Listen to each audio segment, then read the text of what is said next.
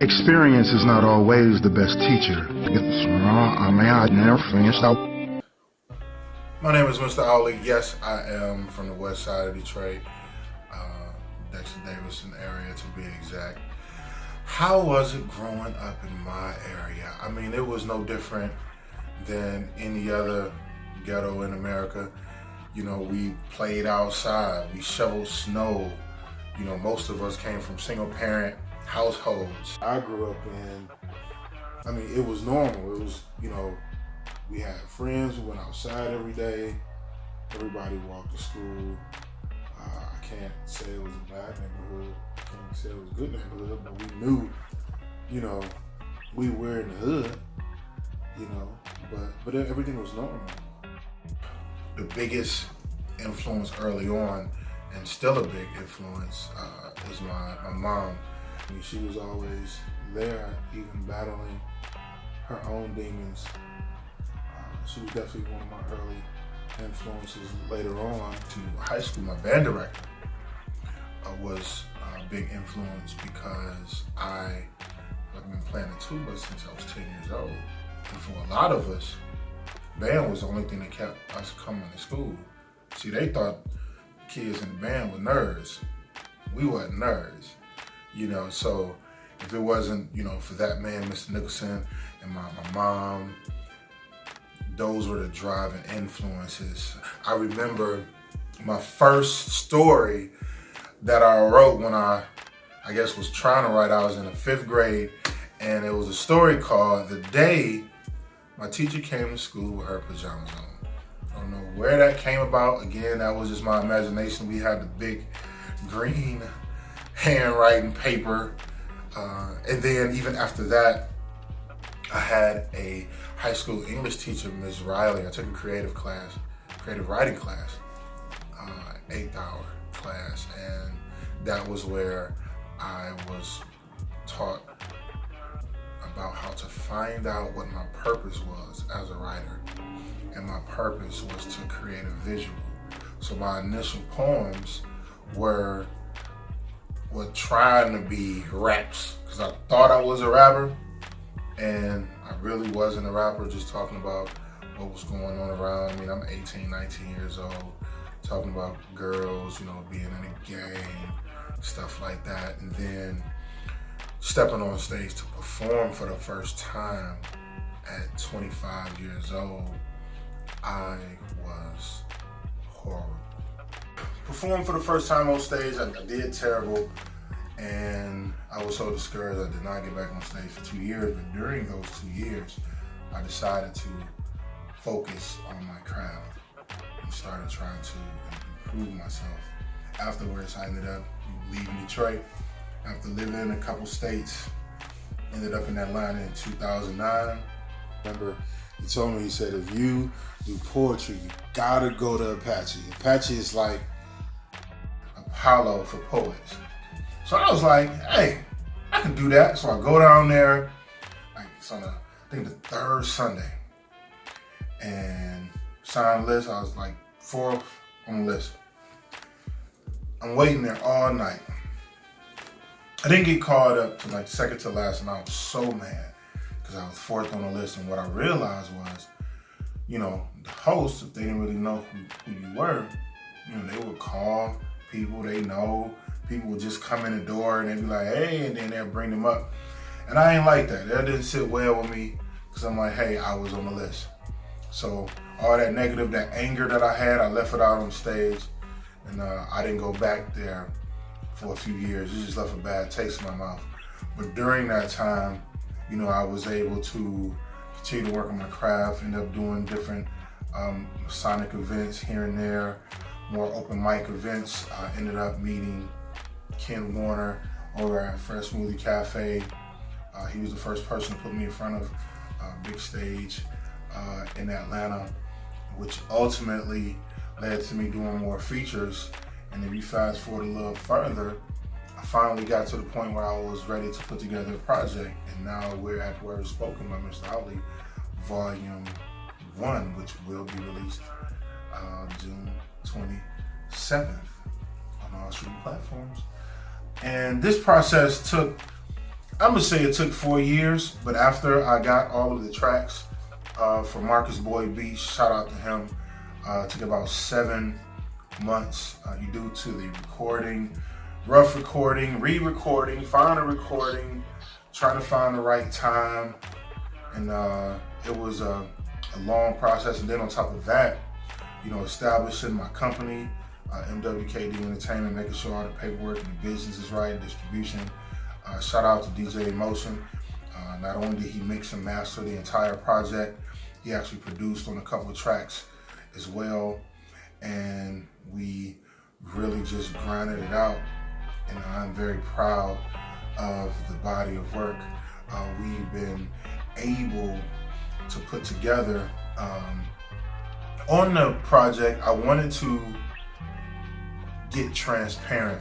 I tell people all the time, Mary J. Blige's My Life album was probably the most influential album, because even though I know she didn't write it, she just put her soul. She just stripped down, and everything that she was going through, she told the world. And even though I probably didn't tell everybody everything, but I got a little personal, specifically on a couple tracks on my introduction. I talk about, you know, having a marijuana addiction, and that may sound crazy nowadays considering how popular and widespread it is, but for me, I just wasn't able to function the way most people could. So it hindered me. I made a lot of bad decisions while smoking. That's not the blame, but I accept those responsibilities. I also talk about, you know, feeling inadequate as a person, because even through failed relationships, I remember a failed relationship that I had, a woman told me, she said I had a fucked up life and I wasn't shit and I never was gonna be shit or have shit. And that stuck with me. And then during that time where, you know, I didn't have, you know, a job, and that relationship I was into at that time had failed, and there was a job that I was working, I thought I was gonna get, it didn't come through, and it just broke me down because I had worked so hard and I felt so low. That was at my lowest point. But even with that, I was still able to stand up. So there's a piece entitled For My Son, and that's a topic that I rarely talk about because it's a sensitive subject to me. So close to home. In that piece, one of the things that I say to him is how I would try to explain to him the mistakes that I've made, having a friend down my arms, the revenge, the gunshots. You know, he didn't even know half the stuff that I was doing. I just didn't want him to go down that path. You know, I'll try to spoon feed him a game, but he wouldn't listen sometimes. You know, let him know that I still love you. I still, you know, pray for you. You know, I don't want you to be a father at such a young age. You know, but I love my son. You know, and I'll continue to pray for him, as well as my 2 grandsons, Austin and Amir. You know, going through a lot of things affected my ability to create, because it's hard to create when you're in the midst of chaos. But fortunately, through those moments of chaos, I've found I've been able to write some of my best work, which ultimately led to me receiving the ATL's Hottest Spoken Word Artist Award in 2018. Which was interesting because I didn't honestly expect to win. I'm not gonna say it validated me because I felt like I was already who I was before that. It just so happens people were paying attention to it now. So I'm proud to say I have won that award, and my sole purpose after that was to be able to justify, like, hey, I am ATL's Hottest Spoken Word Artist for 2018 until somebody else wins. So now I've had the opportunity to branch out even outside of poetry. 2017, I had been the host of Freedom on Friday, where I would have different poets, musicians, and other artists come out to display their talents. Now I am a part of Status Network World Vision TV, and I do a show every Tuesday with Tina B called In the Streets with Tina B and Mr. Outley. What's up, you guys? It's In the Street with Tina B. Miss Outley, what up, And we are here at the... Been doing that show since August of 2018.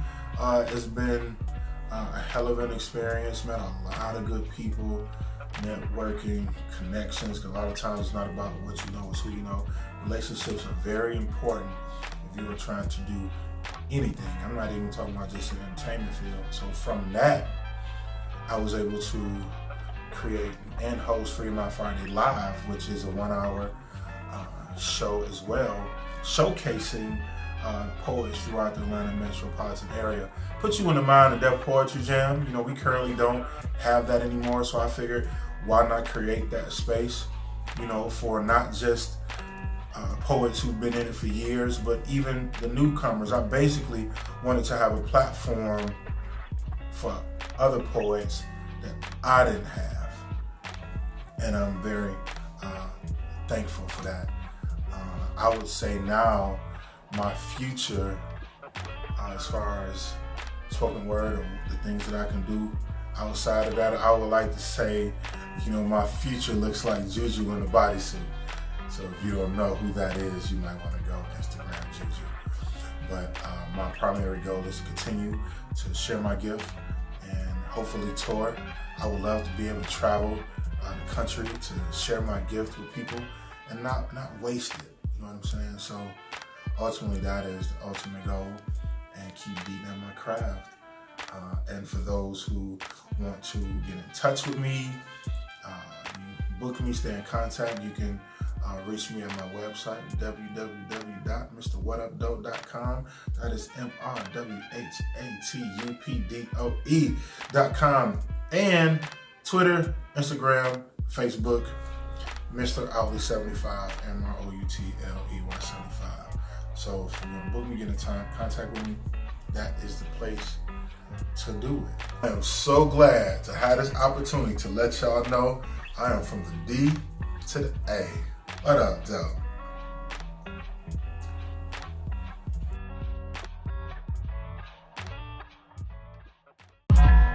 And through those same black clouds starts to boom thunder, followed by the rain through my words. I hope you can visualize my pain, because if there's ever a possible solution, I was just waiting for one of you to explain my environment.